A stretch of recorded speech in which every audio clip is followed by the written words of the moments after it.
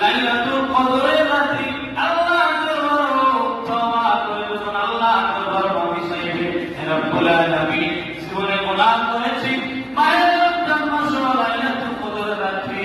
আল্লাহ তোমার দরবারে তওবা করে দিলাম। আল্লাহর হাবিব বলে আমার উম্মতেরা যখন লাইলাতুল কদরের রাতে যখন আল্লাহর দরবারে হাত তুলে দোয়া করবে আবার আল্লাহ রব্বুল আলামিন মেহেরবানি করে আমার উম্মতের দোয়া কবুল করবেন বলে সুবহানাল্লাহ। এরপর আমাদের থেকে আল্লাহর নবী জীবন্ত সাথে বাবা আল্লাহর নবী থেকে করতেন মসজিদে নববী আম্মা জানা আয়েশা সিদ্দিকা রাদিয়াল্লাহু তাআলা আনহা বর্ণনা করেন আল্লাহর নবী যখন বিশ্বটা না করতে প্রথম দিন তো আল্লাহর নবী আমি আয়েশা রাদিয়াল্লাহু নবী থাকতেন না আল্লাহর নবী সুজা মসজিদে নববী 10টা দিন আল্লাহর নবী ইতিকাফ করতেন। ইতিকাফ করা হলো সুন্নতে মুআক্কাদা